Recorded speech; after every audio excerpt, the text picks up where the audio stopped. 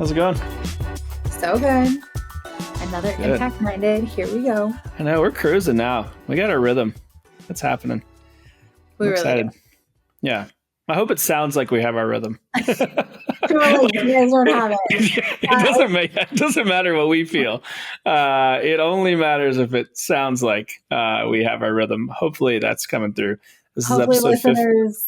Yeah, episode 15. 15 weeks. Very exciting. Yeah, I don't know. That's like a round. That number doesn't mean anything, but it feels substantial. I love that you remember. If someone was like, how many? I'd be like, I don't know. But it's your gift. Well, we were just talking about this. This is like my curse, right? It's like I can't forget anything like that. Like all of the details all the time. I would love to just it's not going to happen. It's not even worth saying that I wish I could be someone else. It's not going to happen. I'm not. I remember all the things always. Like episode 15. And I know the episode they were on for my other podcast and it's fine. I'm just going to lean in.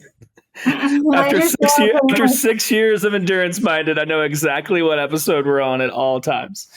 I'm like the little, you're like the person who knows what's going on, and I'm the little girl that has the coat, and she's just like, like bebopping through the airport. I love those memes. That's the most relatable meme that's come out of the internet in the last decade. There's just no truer expression of, and it's funny. The only place that shows up for me is I let Kaylee, my wife, she handles the travel. I handle all the other details in every other facet, but she really likes to plan for travel. I'm like, that's great. You can have that. And so she always will send that to me. It's that's me in the, if we're going on a trip together in the airport, I'm just I'm I literally don't even know where we're going. I'm like, what country are we going to? Do I need a passport? She's like, bring your passport and bring warm clothes. I'm like, great. That's all I need to know. I was like, I'll be excited. It's fine. That's great. At least you have one area. I feel like you do that well, even with restaurants. I'm like, I always pick the restaurant. So I feel like if there's that type of planning, you're really good at just letting other people you trust lead. But every other detail in your life, we're just so clueless. We're yep. I'm here's the vision. You're here's the map. And I'm just. It's great. We all have our strengths. Are we doing a question? Yes. So today we're talking about the art of ending things well. And I always say the way you start or end one thing is the way you start the next thing. So for our question today, we're going to talk about the ultimate ending. So if you think about your funeral, what do you want people to say you did well in life? This is crazy. I was just on a podcast yesterday that the time that we're recording this, and I got asked a similar question, and it was great. And so I'm a little bit prepared, only because literally 24 hours ago, it was less funeral, but it was what's the legacy you want to lead, which I feel like we're kind of driving at. Yeah, totally.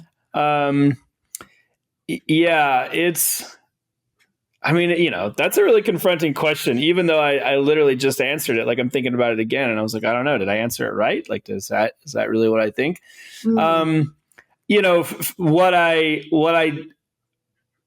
landed on then, and I've thought about it since then, and I think it is true, is that I want to be known as someone who gave first. I want to be known as someone who reached their goals while being in service of others and humble. I don't want to be, I think I see it as two distinct ways to get to where you want to go. And I think you can get to where you want to go by having your hand out and always asking what can you do for me? Or you can get to where you want to go by asking what can I do for you? And I want to be the latter, and I don't say that to say or to mean that it's a self-sacrifice. I'm not saying that I'm not going to advocate for myself or ask for what I need, but I just think that there's as I grow in business and personally, there's a really strong amount of humility that I really want to bring to every situation, and I want to assume that like I have something to learn from everyone in every situation. And no matter what I do and what I accomplish, and if we're thinking like it's the end of my life, instead of somebody rolling off like he did this X, Y, and Z and he accomplished this and these businesses and this thing and money and whatever, like I really would rather them say, like, these are the people he helped, or like this is how he showed up in the world, or like he was always humble and kind. And if I can do that and still reach my goals, which I know that I can, then like that feels like that will be in service of the legacy that I want to leave behind. Mm-hmm. I think that's such a great answer. I didn't know what you were going to say. You always surprise me on here. Like, I know you so well, but I think that sometimes you still surprise me. Yeah, it's interesting you say that, because I think that when we do that, we reach our goals because we did that. Right? It's like we reach our goals because we're legacy focused first, instead of trying to reach our goals and then do it, which I feel like with money, or even talking like we're talking about ending things, I think a lot of times we wait for the thing to happen till we actually show up in a way that matters to us, versus showing up and expecting it and like trusting that work, that thing that matters most, is actually going to get us to where we want to go. And I think it's really easy to get it backwards. And that's why this is another great point for today. That's why it's so important to start with the end in mind, right? Mm-hmm. I think so many times we don't actually think about the end when we begin something, and therefore we miss the intention that will get us to the goals, get us to the things that we enjoy most, and connect us to what really matters, because we're unintentional about thinking about the end. Totally. So I love that answer. Yeah. Yeah. We leave it up to chance, and then to the topic of today is we don't think critically about how the ending of one thing informs how we move into the next thing. And it absolutely does, like you carry that energy into the next thing, you carry that mindset, you carry those relationships, you carry, the list goes on. Like there's not, certainly, well, in everything in life, but certainly in business, it's not as like punctuated as we think, right? There's not like a hard stop and a hard start. Even if it's like a project or a job or an opportunity, like, yeah, maybe that one thing totally goes away, but tomorrow, like you wake up and, you move right into the next thing, and you're still the same person with the same experiences. And that's going to absolutely inform the next step, the next thing that you're starting.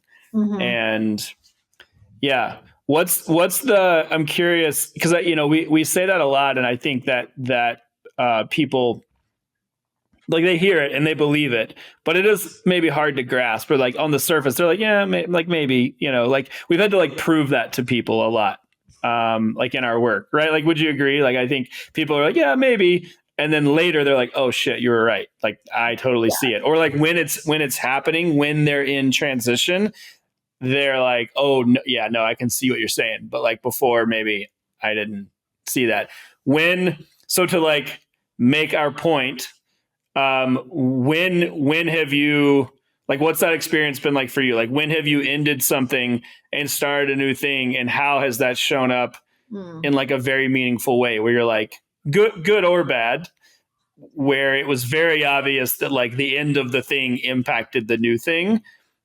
And had you have not done it that way, I mean, this would be the good example, but yeah, whichever way you want to go, like, give us like a concrete example, because I think it sounds a little fluffy, right? Like, just as we put it out there on the internet, people are like, that's fair. Maybe. So like, what's your example? When does it happen? Well, I should probably pick a business one, but the one that sticks out in my head is the way I ended my first marriage was epic failure, like just pure chaos. I was completely not intentional. Like it was a very extreme situation. Like there was abuse there. I don't actually talk about this, but I'll go there very often. But yeah, I almost lost my life and because of domestic violence. And then I hopped in a new relationship fairly quickly, and I was very broken and very damaged, and like physically, emotionally, mentally, like all the things. And I didn't end that well. Like I literally left my house. I lost my house because I should have taken a stand, and I should have said, no, like I'm not leaving. And I should have called the cops, and I should, like, there's all of these things that looking back, and I was really young, and, hindsight's 2020, but I think I ended that relationship completely powerless. And then I started my new relationship with my current husband way too quickly.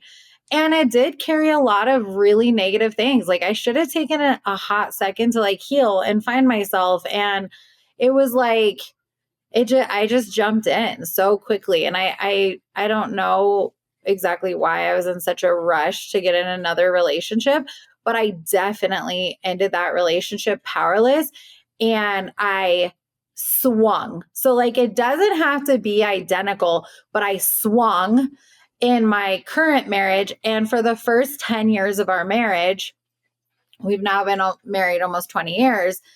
I was like a power junkie. Like my husband didn't get to do anything. Like I have a like there was, until I was diagnosed with a brain condition, I had everything under my pulse. And which it's funny, we started this conversation just like chit-chatting about like how I am now. Because if you would have met me 10 years ago, I was not that way. I controlled every aspect of my life and I trusted no one, including my current husband. And I think that's probably the most clear. Like I was a very unhealthy version of myself because I ended that relationship in an unhealthy version, or like in a very unhealthy and drastic way. And I just carried everything over into my business, into my marriage. And I can very clearly see it's because I ended that in such a poor way, and I never really took time to unpack it. And I think when we look at the job, like switching jobs, buying a new business, whatever, like typically transition, you don't have this like nice, comfy place to land for a while. And we don't have, like, some of us do. And I've heard stories of that. But for the majority of us, we're like ending a job and starting a new one. Or, I sold a business and I bought a new one at the same time. And I think in a lot of ways, we don't have a season typically to unpack that. So yeah, I think that's a great question. On the other side, I'll share real quickly. On the other side, I think with our carpet cleaning company, I ended that position. I was in a very large position. I was basically like the CEO for a long time. And I really intentionally found the right person to take over that position when I wanted to transition out of that company. We still own it today, but I was very intentional with that. I found the right person, the right 3 people, and it was a hard shift. We really personally took a very big cut, and I knew that I wanted to do something else, and I knew I wanted the team to be taken care of. I knew I wanted to see the company still grow. And I think, was it perfect? No.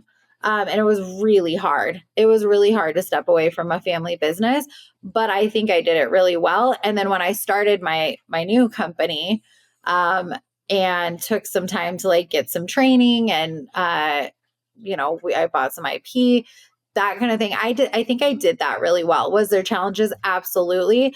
but I left with integrity and I stayed connected. And I think that I joined and bought and built this company with so much more integrity than if I would have just threw my hands up and said, I don't care. Like, the ship can go down.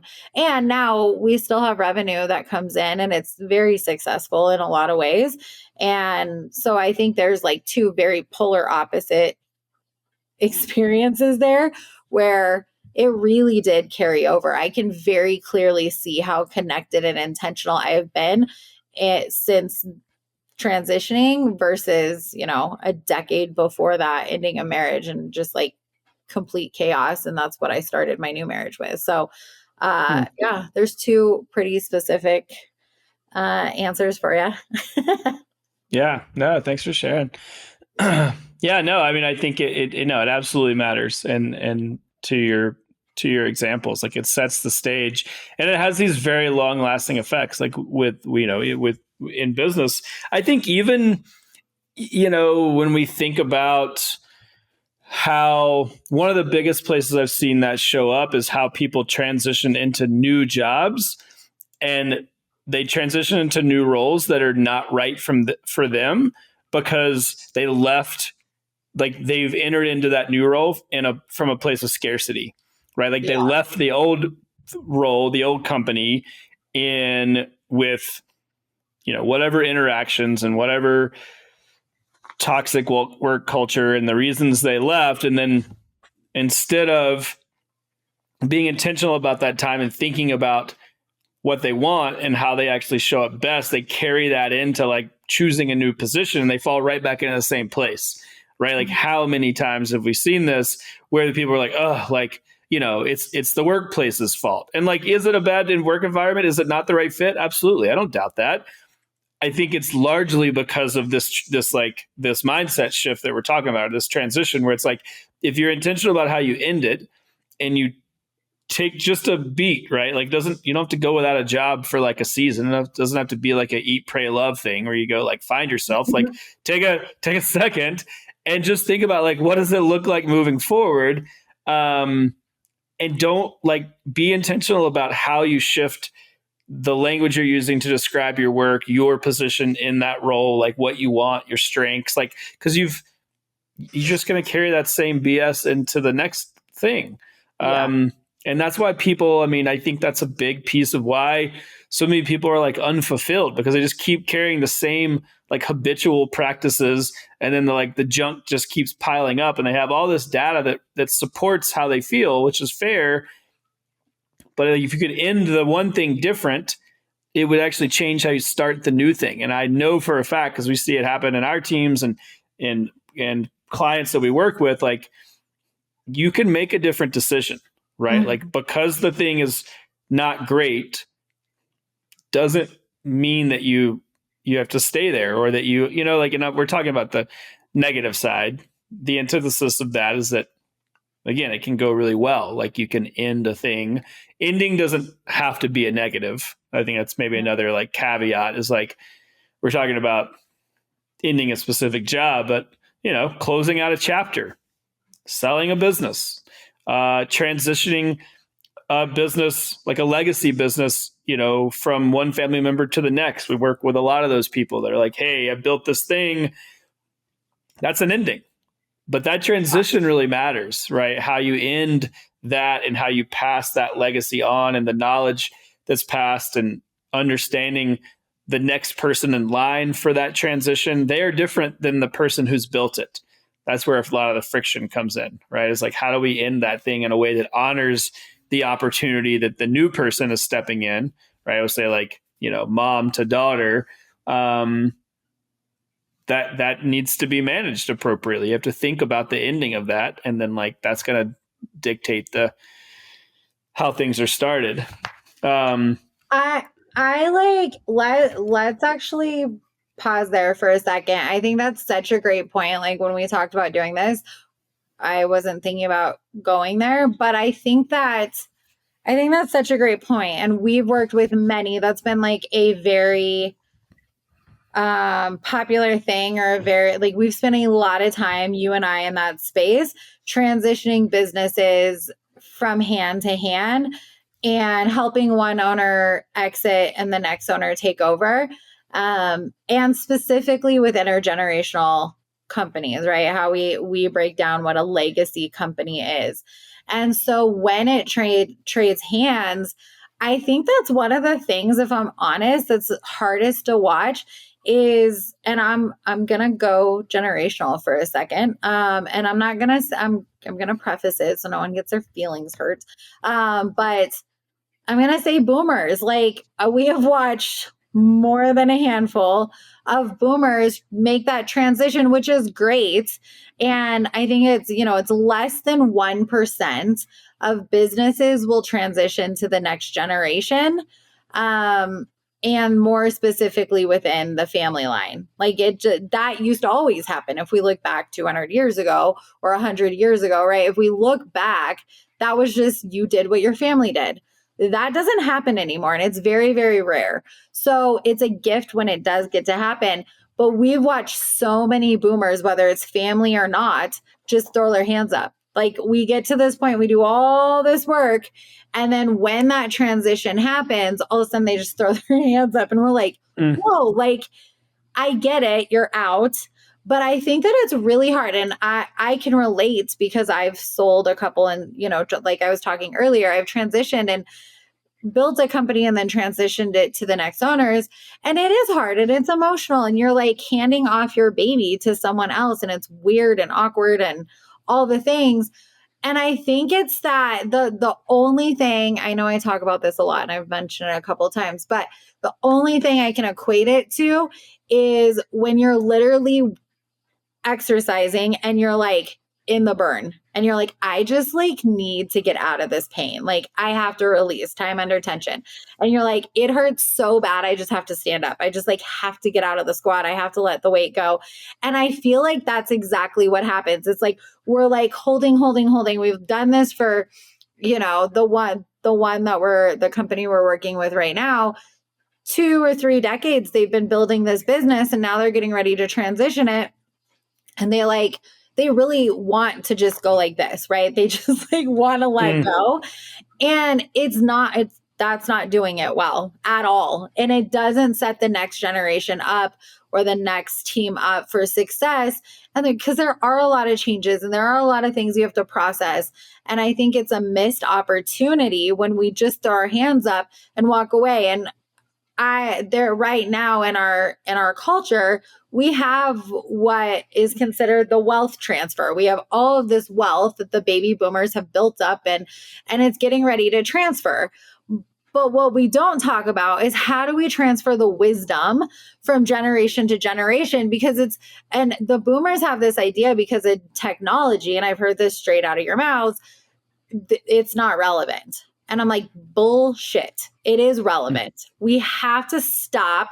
We have to understand what the wisdom transfer needs to be. Because if we don't do that intentionally, that end is going to screw you over and it's going to screw the new owner over, because we're not being intentional, because we're just tired of the burn. We're just like, I just got to get out of this. And I'm like, come up for a second. Like, get out of the pose for a second. Get out of the exercise for a minute. Release the weights. Like, I'm not saying you have to rip the muscle, but also don't just like walk away. You're not done with your set. Like, you got to keep going. You need more reps. You got to like finish it out.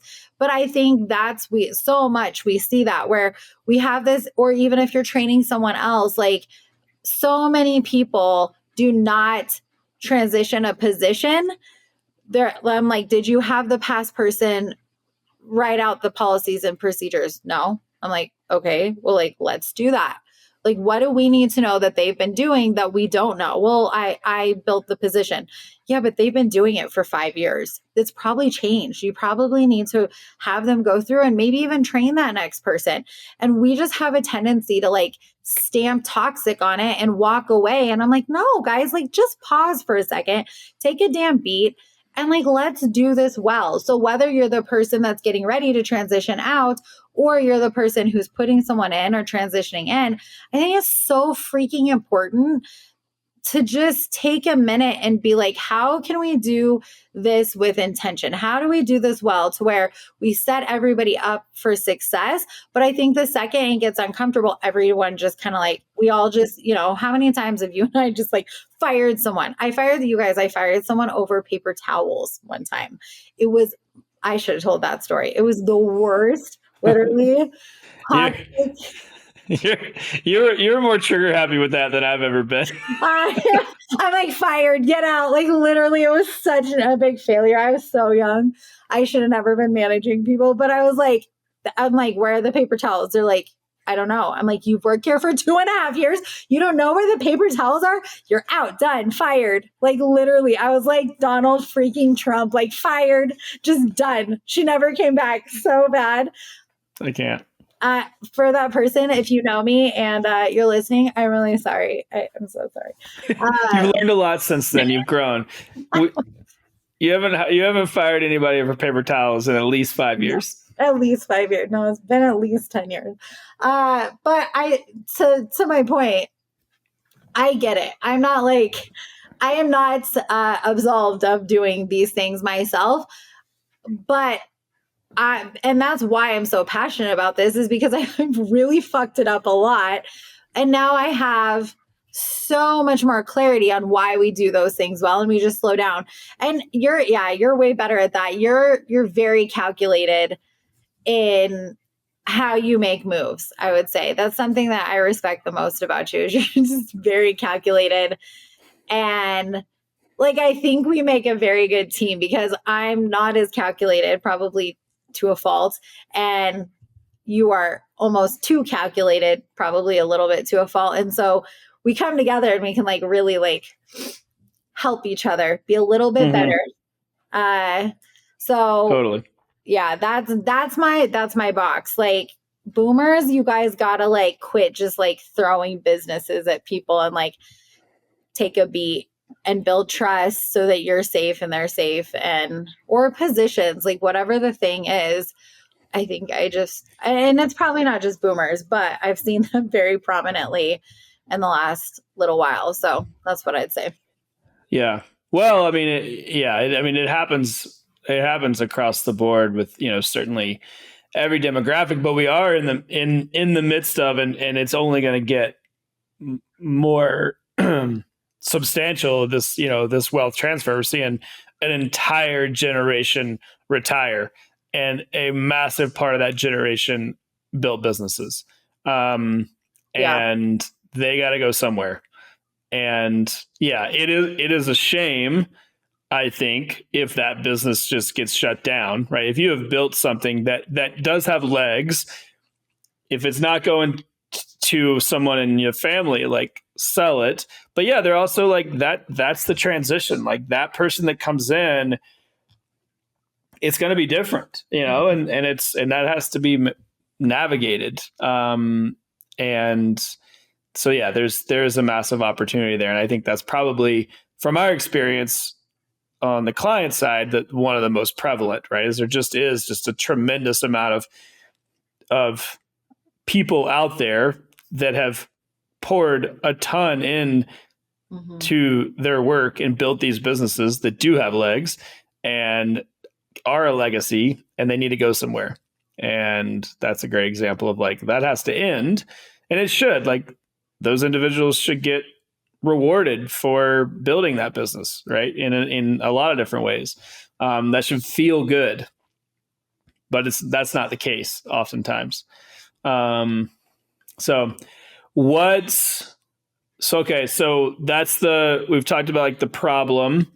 I want to talk about the opportunity, because we do always try to like bring it down to some actionable thing, right? Like our whole soapbox, we're always like, well, give me something to fucking do about it. Like, you've told me the problem. Like, what am I supposed to do? And I don't want to be that person, and you don't either. So the opportunity here is, it's one that, I think it allows a totally different perspective, because the ending of something does not have to be bad, right? Even if it is like truly an ending, then the opportunity and like the action item is that there is a way to shift the end of a thing, whether that is I sold my company, but then even still, like there's always emotion with like the ending of a thing, a season. And there, like in that transition is the biggest opportunity. Like that is really the only time I think that it's done well that you set yourself up to like fully capitalize on the next thing. So like if you do it retroactively, if you end the one thing and that was shitty, and then you get to the next thing or it didn't feel well, maybe you tried, but it, we weren't intentional about it, or you didn't feel like you had the tools, and you get to the next thing and then you realize down the road, even like 6 months in, you're like, like it's hard to backtrack. It's kind of, the damage has been done and it hasn't been maximized. So I think one of the major opportunities is, and what that does is it actually changes the outcome of the new thing, right? Like we do this a lot on the client side. Is like it changes everything. It changes the contract going into that thing. It changes the compensation model. It changes the team. It changes the hires. It changes like they're very real consequences. And it really matters and sets the stage for what that thing can ultimately be, versus, again, not thinking about ending something well and starting it and using that to inform how we start it. It actually changes the outcome, right? We said, like, start with the end in mind. Well, if the end in mind is whatever that is, like if we shortchange ourselves in that process and we don't think about how the ending informs the beginning, it's really hard to get to the end, right? To the desired result, because we've already set in motion things that aren't in alignment with the ideal ending.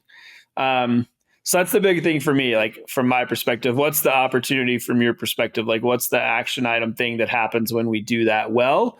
What does that look like? I think about this, and I think what's really helped me in leadership is I think about this specifically when we're getting ready to end something. And this might be a little bit more for our like owners, our leaders, our CEOs. But it can work a little bit in each area. But I think about how people take land in, or overtake something in war. And the leader's not going to actually go to the front. And I think in a lot of ways, this movement of sacrificial leadership, which I'm not opposed to, like you're saying, like, I want to make sure part of my legacy, I hope people say that I gave a lot. And I'm someone who I would like consider myself very generous. I actually can be overly generous sometimes and like have to like tone it down. But when we look at leadership, so many times we think we have to be in the front. And I think that one of the things or strategies that's really helped me is to think about it.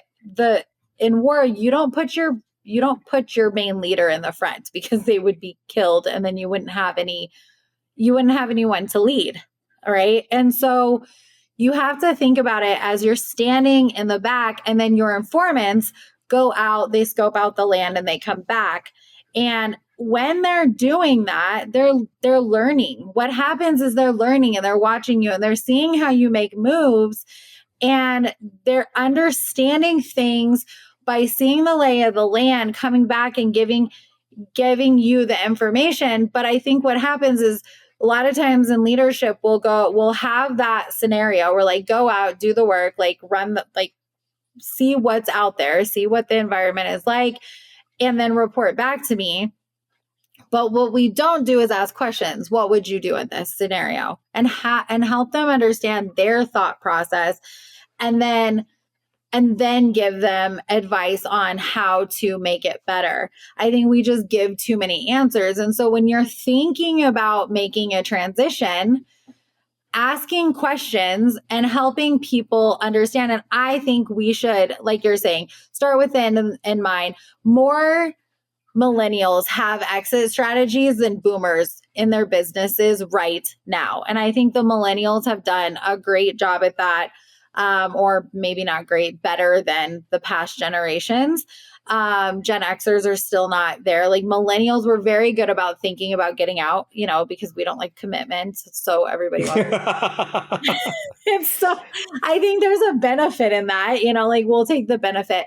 But I think that starting with the end in mind is really important because then that's going to dictate how we show up, but then intentionally allowing people to understand and learn about every step of the process, every step of the business.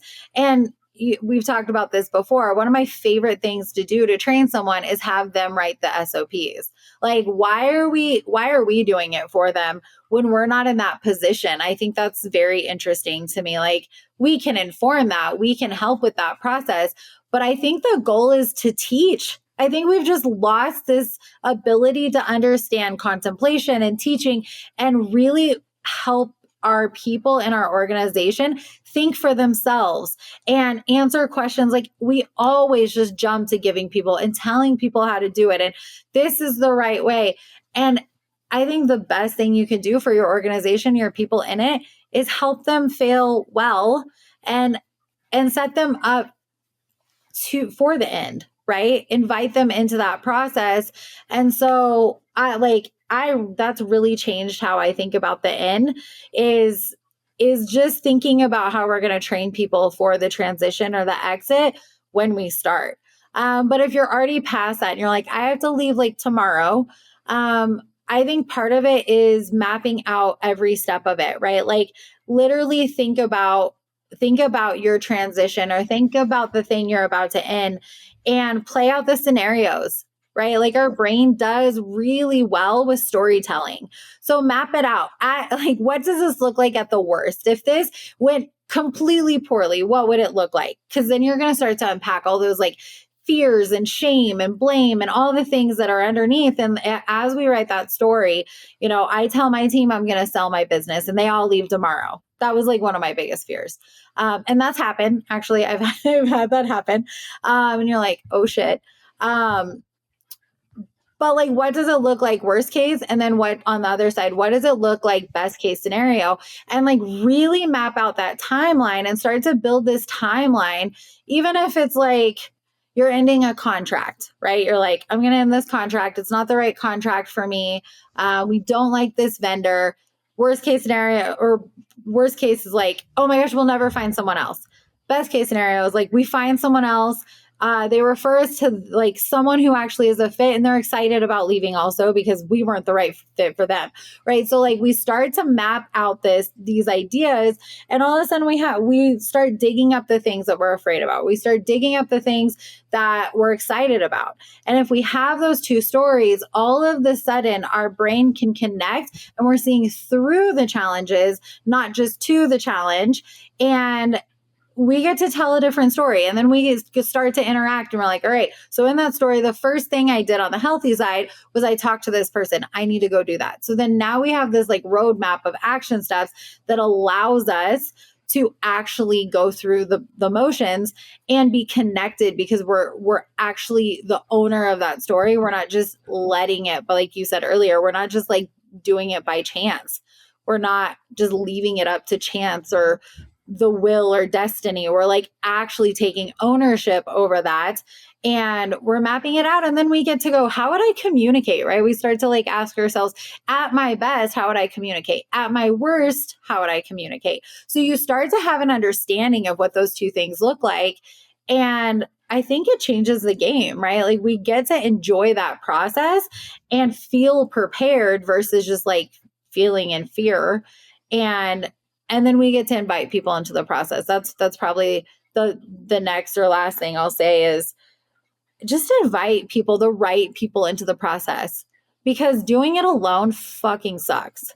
Like, I think that's the worst part of selling a business or transitioning out of a position is there's just this weird, awkward moment where you're like, well, more than a moment. Sometimes it's a long time. We're like, I actually know I'm leaving and no one else knows. And that is the loneliest and worst place to be. And you have to be very diligent about not telling people. You need someone, Like you got to tell a neighbor, a friend, or someone, and just have your safe people, your top 3 as we talk in the Ripple. If you don't know what that is, go find the Ripple of Influence. We've done a podcast on that. And go find your 3 and then tell your 3 and have your 3 as accountability partners of like, this is what I do at my worst. And this is what it would look like at my best. Keep me in alignment with that. Help me make decisions from the best, not my worst. And then those people should call you on your shit. Those people need to be like in your space and able to speak into your life. And you need to open that space up. So that's what I would say. I know that's a couple of steps, but that anytime I make a transition, those are the steps that I try to take, because our minds are powerful and you will find what you focus on. So if you're focusing on the fear, you're going to find it. If you focus on how people are going to leave and be mad and you're going to lose everything, you're going to find it. If you focus on how people are going to support you and how, if it's good for them, it's good for you, or if it's good for you, it's good for them. Like if we focus on those things, we will find that information. So get clear. Mm-hmm. Yeah. Love that. Super strong. It feels like a mic drop. I'm not going to add anything. You always say that. It's just time. There was no mic drops. It's just time. That's mic drop. Own it. You okay. Take that mic drop. Mic drops. But seriously, if anyone listening, you guys out there are feeling frustrated in a transition, if you are hearing what we're talking about and you're like, yeah, but I don't know how to get clear on what the ending is supposed to look like, because it is individualized, right? Like these are high level observations and like tools, but what that actually looks like deployed in an individual's life and an individual's circumstances is dynamic. And so if that's you and you are like, yeah, I hear you, but there's a lot of moving parts and I'm not sure what clarity looks like, and I would love to end this thing well so I can start the next thing in a way that is productive and sets me up with the end in mind and sets me up for success, then I want to encourage you to reach out, impactinitiative.network. You can reach us there. Fill out the contact form. Let us know what's going on, how we can help. Like we talked about, this is something that we do a lot, and it is one of the places that that we are very passionate about helping individuals navigate these time periods, because it is so disruptive. It is the thing that like sticks with us. And so if that's you, you need help ending something well so you can do the next thing even better and in alignment with how you want to live your life, the things you care about, the opportunities that you feel like should or are afforded to you, reach out to us. Again, that's impactinitiative.network. We'll put the link in the show notes, and we would love to be a part of helping you find that clarity and make that transition in a way that supports the outcome that you want. So thank you all. As always, we appreciate you, and we'll see you next time on Impact Minded.